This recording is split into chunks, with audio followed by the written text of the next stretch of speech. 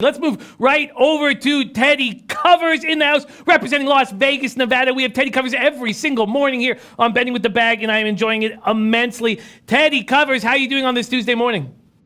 I'm doing great. Appreciate the kudos. Thanks. You guys you're so kind. I don't know how else to say it. I feel good about being on the show every day. You guys just butter me up, man. So I appreciate it. Thank you very much. Well, and I'll have you know that Ant rarely butters anybody up. So that is I don't know if I've ever seen him butter anybody up ever. So that is nice to see. That's what I'm saying, man. You guys are. It's not an easy audience to satisfy. So I appreciate you guys. I really, really do. Thank you. Man, the response has been overwhelming. I mean, it's really been. The low baggers are on it. I really appreciate you guys' support. Thank you, and thank you, Jimmy, for giving me all the love. It's all good, man. Oh, we love it. We're a team here. That's the only way we can defeat the juice is by working as a team. Teddy Covers, let's start with takeaways from the Monday Nighter. I went 3-1, so I'm 6-6 on the NFL season. I needed that 3-1. I hit with the Texans plus the points. I hit with the over. Then I hit with the under on the late game, but I lost with the Broncos -1. My takeaways were Deshaun Watson. I know he puts himself in dangerous spots, but man, I think he's absolutely spectacular. I think he's going to be a top 5 quarterback in this league. I think he's got an MVP in his future. Him and DeAndre Hopkins does it get better than that? I don't know if it does. So that was my first takeaway there. O'Brien being Bill O'Brien, making mistakes all over the place. That offensive line did not. I think it's going to take a little while with Tunsil and everybody to get confident in the offensive line. And then on the late game, man, did that Raiders offensive line impress me. I was shocked to not see Chubb and Von Miller doing any damage. And we got to keep an eye on that Raiders offensive line because we already have Shadow in our chat saying they're undervalued, and certainly is the case. Big Ragu was on the Raiders' money line last night and looked great doing it. What were your takeaways from Monday Night Football? So, first game. Agree with your sentiments 100% about Deshaun Watson. This guy, we know it already. It's not like Deshaun Watson is someone who we haven't seen excel in college and in the NFL before, but the skill position talent around him is pretty extraordinary. I'm a big Deshaun Watson believer, and of course, I too cashed a ticket with the Texans plus the points last night. I was really hoping to get that money line in, but the sprinkle, unfortunately, didn't pay off. They left Drew Brees 37 seconds on the clock. And obviously that was too much.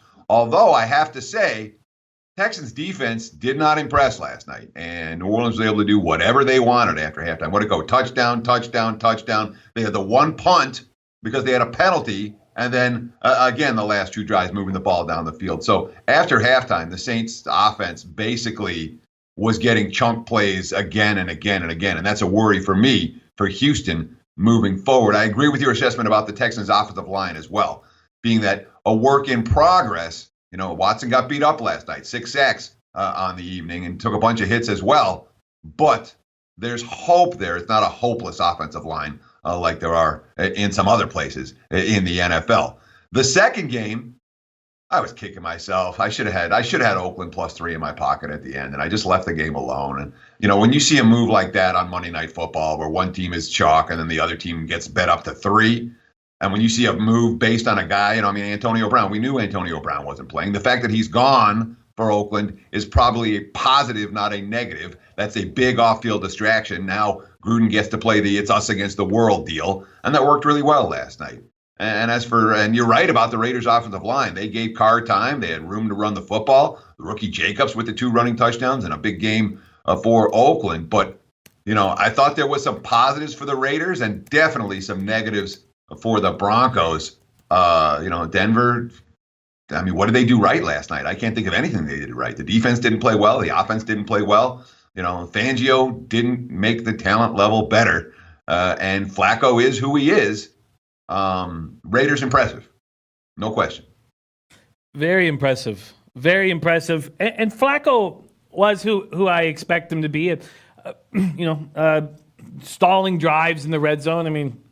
Exactly. Nothing surprised me in that game. And we had I thought as a group here, we had a great read on how to handle and attack that game. Teddy B gave out the first half money line, gave that out put it out on our show, put it out on Twitter. So great job, Teddy B. I'm very excited about this NFL season. I think with all of us working together and myself doing the Audible with Donnie Rightside and Whale Capper on Tuesdays and Fridays, I feel like I have a good look. And I always start out poorly in week one, and I just feel like we have a good read. Now, I did bet too many games again, but I felt like I had such a good read on Monday night that I had to do side and total for each game, but it's all good. All good. 6-6 down 0.25 units to start the year. Let's move on to this. Have you taken a look at the NFL card this week? We can talk about this later in the week if we want. Of course I have. What is Jimmy, that's a silly question. You can't answer that on a Tuesday. I get the lines and totals memorized on Sunday night. Yes, I've looked at the NFL card. I'm ready to talk NFL, college football, MLB, wherever you want to go, my friend. Well, And I want to say one thing real quick. Sure. You say, I always get killed week one. And you're like, I'm 6-6 down 0.25 units. That's okay. That's not getting killed week one. A lot of times you get out of week one with a push. You're like, okay, now I see things that I didn't see before. Now I know things that I only thought before. Getting out of week one with a push is no shame in that, at all. So don't beat yourself up over it. No, I feel fine. I've started. I guess what I was referring to is I've started so poorly in years past that I'm very excited about hammering this card. Let's talk about what Sheldog is saying, because this is a really great point. I'd love to hear your take on it. Week 2 is money. Public overreaction week. So money. What do you think about that take? And for me, right away, there's teams like the Tampa Bay Buccaneers that I have no idea what they're going to do week in and out. And there's certain teams I'm just going to wipe my hands with. We do not know. Like, I don't think that Rams are that strong this year. I do not know what Carolina is. And so what are you thinking about this Thursday nighter coming up, Tampa, Carolina? Because it scares me. And what do you think about that look from our guy Sheldog saying week 2, public overreaction week? I met Sheldog, didn't I? I was sworn I met him in Costa Rica at the conference a couple years ago. But anyhow, I agree with his take 100%. Yes, week two and week 3 tend to be big overreaction weeks in both the NFL and college. And college, it goes on and on. The NFL does too, but week 2, we only have one data point for anyone, and that's week 1. And what did you just see last? Oh, whatever it was. Well, that's who they are.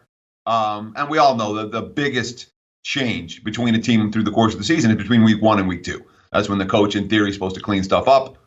The good coaches do that. The lesser coaches, not so much. But I'm with you in terms of week 2 being a bet-on week in the NFL. This isn't a week to be shy about taking advantage of some of the extra value that you're going to find based on the week 1 results.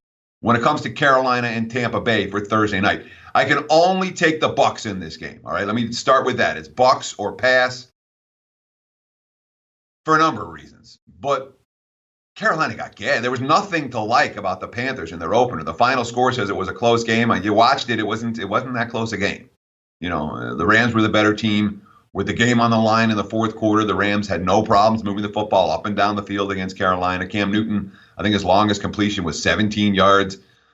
Misfiring on some passes that receivers were guys not getting open. If it wasn't for McCaffrey, they wouldn't have had a whole lot of offense. Of course, they have McCaffrey, which means that's a weapon. And the road teams on Thursday night have struggled. Difficult for a coach, off a Sunday game to get his team prepared to travel with a game plan and then execute that game plan. The Thursday night road teams have not been great, though earlier in the season, when you're just coming off the preseason, that disadvantage is somewhat mitigated. And the Bucs, again, it was a misleading final score in a lot of sense. Tampa and San Fran were even, and Winston made mistakes, and Winston made big mistakes in the second half. Including the one where the pick six that sealed the game. That was just an awful throw. But the Bucs ran the football effectively all day against San Fran. I was impressed with their ability to run. Their defense was there. It's not like they got gashed by Garoppolo and company. I'm thinking about Tampa Bay. Haven't pulled the trigger, but that's the only way I would go in that game. I may well end up on the Bucs between now and kickoff. I'm waiting around for a 7. I don't know if I'm going to see one, but if I do see a 7, I'll pop on the Bucs. I expect that would get down on Tampa. Yeah, there are 7s juiced at 5 dimes and Bovada. We have some questions from the chat. The thing about the Buccaneers and with Winston for me is that you can be absolutely right on that Buccaneers +7. And with his late game decisions and taking risks, pick sixes and that sort, like I don't know if I can make a trust-filled, educated, edge-based bet on a Winston team, even with Arians and Bowles back in Tampa. Bricker saying I'm on Panthers. Kyle Jack says Bucks D was solid. We have a couple questions from the chat. First off, Don Ricci says, love to know what Teddy's take is on buying points in general. I don't do it, but I know a lot that do. What do you think, Teddy? I'm trying to think if I've ever bought points.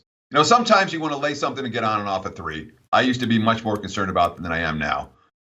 Instead of buying points, open another sportsbook account, okay? Go to Sportsbook Review and open up another account.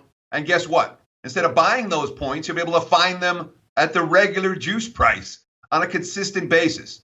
When you're buying points, okay, the bottom line answer to me is no, I don't buy points. But more important than that, the concept of I want to pay an extra 10 cents or whatever it is. If you're buying points, you better do it at a reduced juice shop. You know, your penny that prices the points correctly, as opposed to, oh, yeah, I'm getting 10 cents for every half point. So you better, if you're buying points, you got to do it at reduced juice. But more important than that, when you think about half times, in games, quarters, all that kind of stuff, most of the time that you were looking for a point spread where you're looking for this half point, 2 minutes after kickoff, you can get it in game. So no. I'm not a fan of buying half points, and I am a fan, a real believer, and I'm going to stress this over and over and over again. It's easy in Vegas. In Vegas, just get your phone, and you put all these apps on your phone. You got 10 apps, and you got boom, boom, boom. Whatever, you know, you look on your screen, you look in your sports options screen, you see where the or your Sportsbook Review screen, and sports options out of business, your SBR screen, and you see all of the lines, and boom, you know, this is where I want to open. This is the app I want to open, and you get your bet down. Having more outs, having more places to bet is far more important than a lot of this handicapping that we're talking about, because you're going to find those half points. You're going to be able to take advantage of promotions, et cetera, et cetera. That's a long answer to a short question. No, I don't buy points. I agree with that take enormously. Okay, let's keep rolling. We have a couple questions, and then we got to move off of NFL. First question is from our Teddy B, wondering what you think about the Vikings at +3 at Lambeau this weekend. It is the only way I would play the game. Minnesota or pass for me. I haven't played it yet, and I'm not convinced I'm going to, because in a tight game in the fourth quarter, who do you trust, Aaron Rodgers or Kirk Cousins? And the answer is Aaron Rodgers. And in a field goal game, that matters to me. All that being said, I don't trust Green. I mean, I know Green Bay beat Chicago. I still don't trust the Packers as being a bet-on team. And 3, to me, is a little bit generous. I thought that my number came, I don't know my thing right here. I think my number came 1 or 2, or it was lower than 3. I know that. So for me, it'd be the dog or pass. But right now it's a pass based on the Cousins-Rodgers fourth quarter shenanigans type of scenario. Yeah, that game, I'm going to need more time on this. And then from Super Cisco says, Teddy, you think the Colts can hang around with the Titans? Yes, I do think the Colts can hang around with the Titans. I'm not getting the line value that I hope to get in this game. I was hoping I would get a 4, 4.5, maybe even a 5. And I'm not seeing that. So without getting the number that I was looking to get, I probably don't pull the trigger. And the team's off the OT loss on the road the next week. They're not, that's not a good subset when you look at do your database research. So I don't know that I'm going to pull the trigger on Indy, but I do think it feels like a field goal game. I don't look at Tennessee to blow them out the way they did. And Cleveland, again, the Cleveland game, it's 15-13 in the fourth quarter, or no, with the late third. And then, everything fell apart for the Browns the rest of the way. But it was, again, something of a misleading final score. The final score says they won by 30. That was a competitive game, and I expect this to be a competitive game as well. Yeah, I'm very excited about breaking all these games down throughout the week. Quickly, we got to go as quick as possible here because there's lots of stuff that people want to talk about here. But Viper MB says, Jimmy asked Teddy about Falcons Eagles, basically a pick 'em. He says Falcons Eagles. And yeah, I mean, this is a very interesting spot here. Falcons opened at -1 at -115 at BetOnline. They're now +1. Teddy, Falcons Eagles. So very quickly, that's a really hard game. Part of me thinks that Atlanta what we saw last. I mean, look, they were playing a good defense. Jones didn't play in the preseason. They weren't in sync. The offense didn't work very well last week. But boy, that defense got gashed, and that really concerns me. Philly's defense got gashed too. Maybe you look over in this one. That's one that, from a side standpoint, I really don't know what to do. I think the Falcons are better than we saw. I think the Eagles are better than we saw this past week. But these are two offenses that I trust right now a little bit more than the Ds. So maybe look at the over. But it's one I'll be thinking about and watching the lines throughout the course of the week. Not anything that I bet yet. Yeah, that is an interesting look on the over. I like that as an early look. Christopher Smith says Eagles all day. And then before we move on, which we need to, Gas Station Sushi has a question. He says, I have a quick question for Teddy. What book in Las Vegas has the sharpest numbers? The sharpest numbers? There's a handful. Circa caters to wise guys. South Point caters to wise guys. The Westgate Superbook caters to wise guys. Those three books would certainly stand out in that regard. CG still caters to wise guys. CG Technology. So any of the CG books does as well. But certainly, the standalone books, a South Point, a Circa, a Westgate, those three absolutely stand out. And Caesars didn't used to deal with the wise guys at all.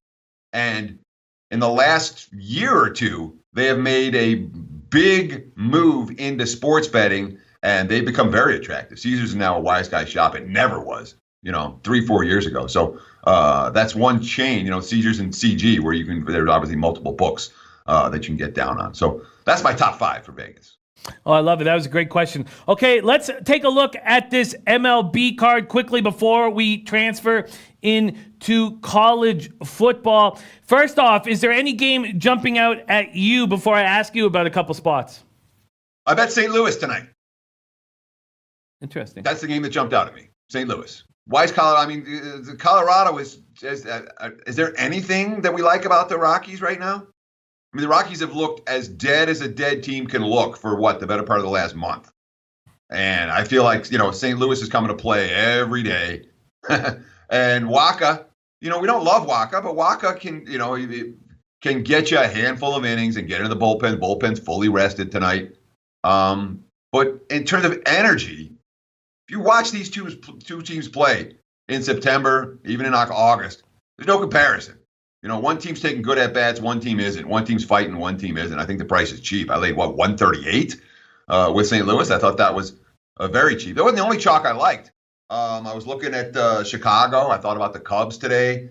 I didn't pull the trigger. I was looking at Cleveland. I thought about the Indians today. Didn't pull the trigger. And there was one more that stood out to me. And I was kicking myself yesterday. Remember we were talking about the Astros? I'm like, I like that over, but I didn't do it. And then I was cashed by the second inning. I'm like, I hate those. So today I bet, but there was one more that. You guys were talking about Baltimore and the value on Baltimore.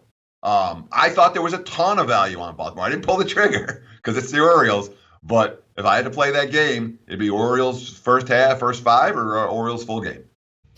That very interesting looks. Mr. Spectacular says fade Gonzalez. We're actually coming off a spot where Chi-Chi did not look terrible for the first time all year. And I wonder if that gives Chi-Chi confidence because remember, this guy was a big prospect coming up. And I know he's completely fallen off, but I can understand your Cardinals move for sure.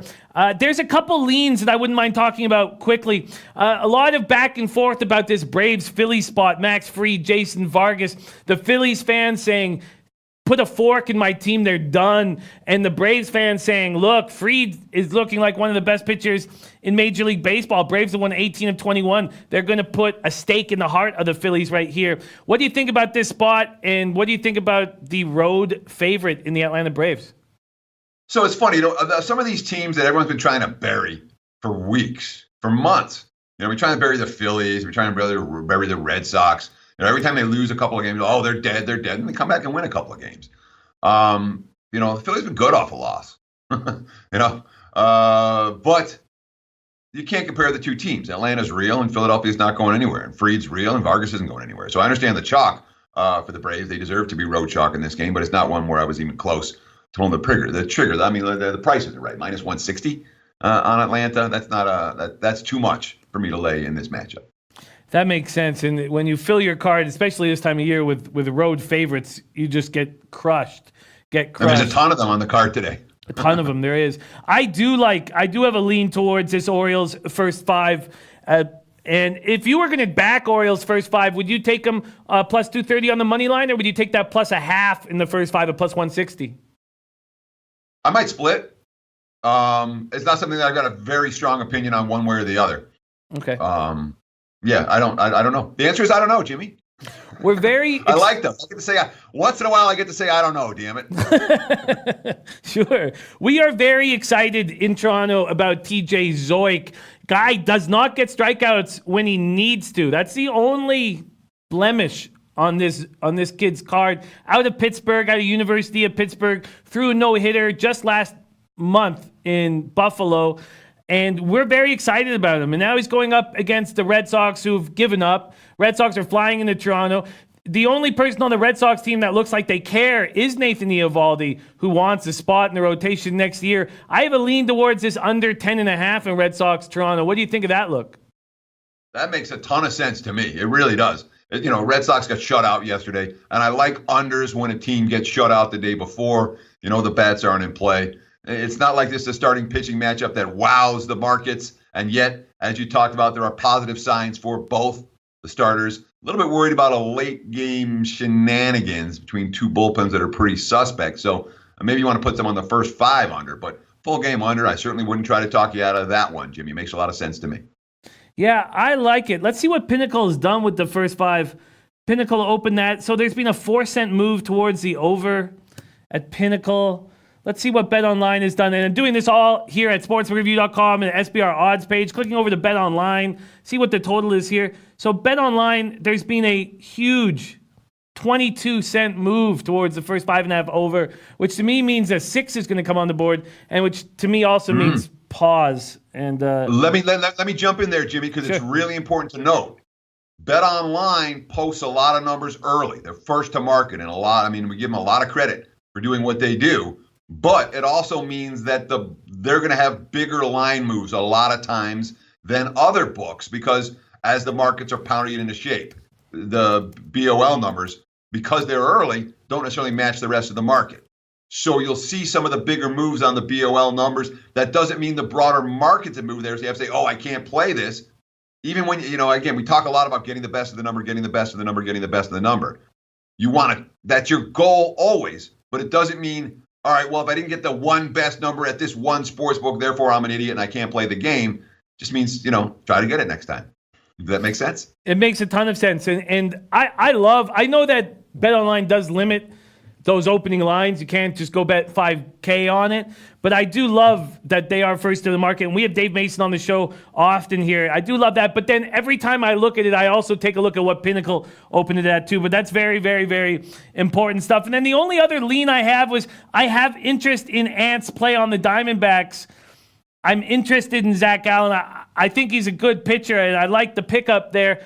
I was surprised that the Marlins traded him. Now, I know the Marlins picked up a guy who was a top 10 prospect. Now he's not even in the top 100, but he's a shortstop with a high-end possibilities in his career. But Diamondbacks at Mets, Gallen on the road here up against Zach Wheeler. Do you have a feel on this? You think that the road dog has value? That's the only way to play it. That's the only way I would play it.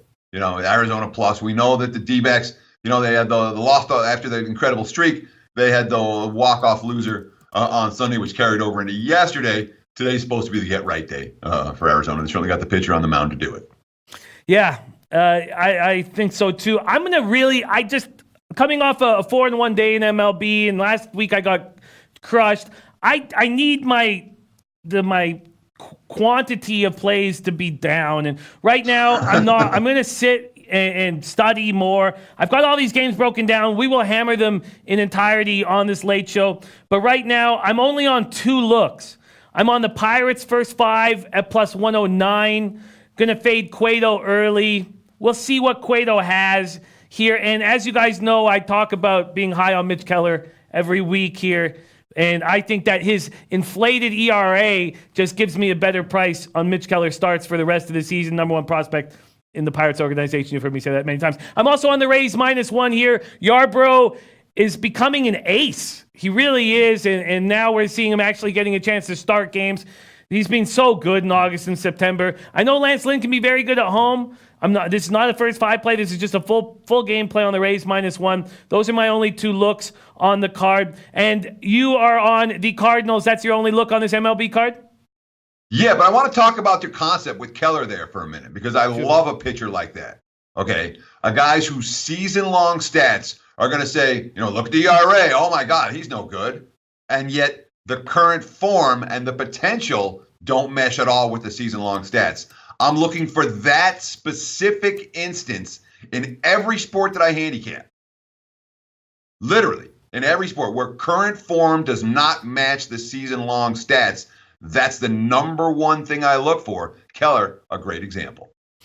Yeah, and also, it's a tough spot. PNC is sometimes a very, very tough spot for righties because the lefties at PNC have enormous numbers there. Get him in San Francisco. Who cares about the 12-14 wind going out? We know it's Oracle Park and that wind is swirling and all over the map. So I'm very comfortable here. Now, the only thing that can get me is Cueto, the vet, can come out, after this long injury delay and come out and pitch well. And if he does, I'll tip my cap to him. Those are my only 2 plays on the MLB card. We're going to hammer it a lot harder on the Late Show. Let's move on back over to our college football. College football. We did a lot of good work on the yesterday's show, and I want to keep moving on some of the games we didn't talk about. Why don't we start with NC State, West Virginia? I'm going to have to pull up all my college odds here on the Sportsbook Review odds page. Going to focus on college football here.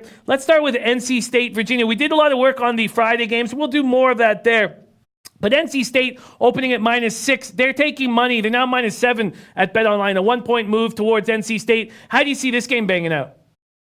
The cupboard sure looks pretty bare at West Virginia.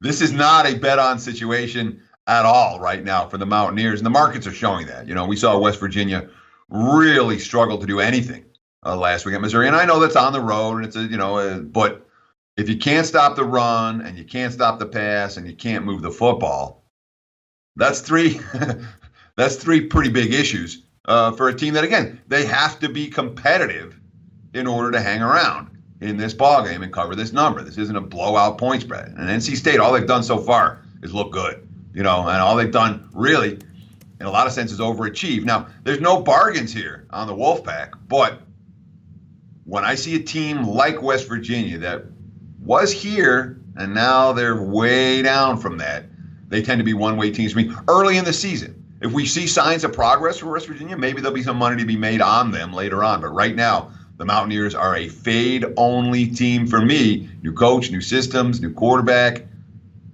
and issues in terms of developing that new scheme early on in the campaign. Have you made a move on them? I have not played the game yet. Not played the game yet. Okay.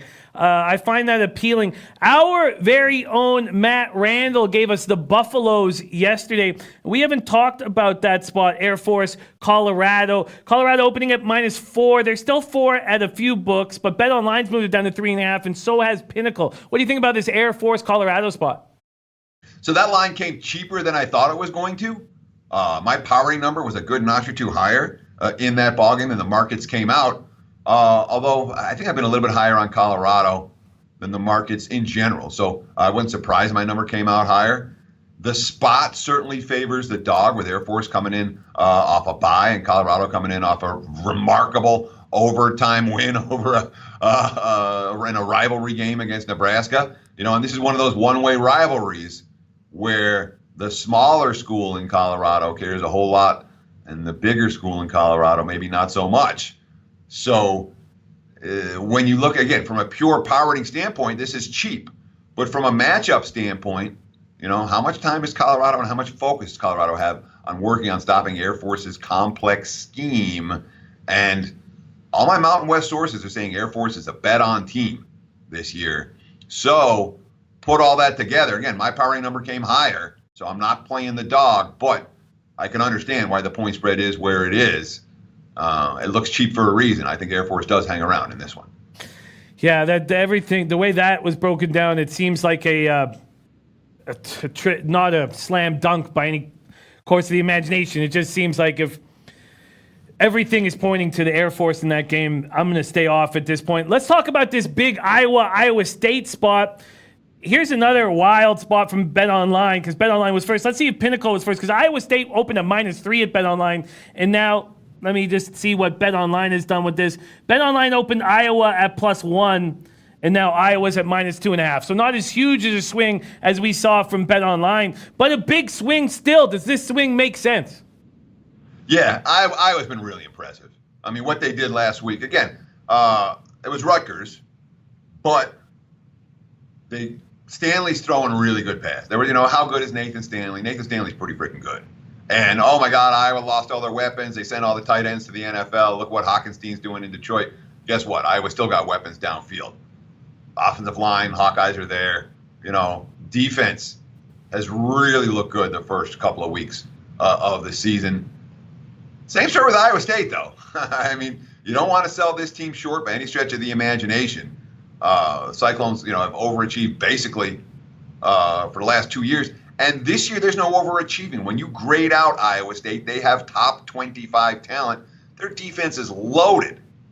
So this looks like a back-and-forth heavyweight fight, a slugfest.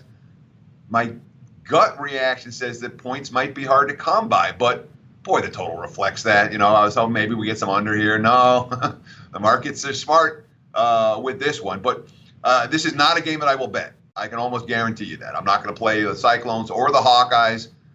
It's a pick'em game, and the markets have it there. And again, I did lean under, but the total came a good notch or two lower than I was hoping. So it's a great game to watch. And the loser of this game might have value moving forward. Two teams I don't want to step in front of. I stepped in front of Iowa last week. I won't do it again. I learned my lesson. And Iowa State is certainly not a team I have any interest in stepping in front of right now. We know how good they've been, and I don't think that I think they're better this year than they were last year. And last year, they were pretty darn good. These are tight spots that don't feel confident with an angle at this point early in the week. Our guy Super Cisco, my guy Frankie, says he took Kentucky and North Carolina State.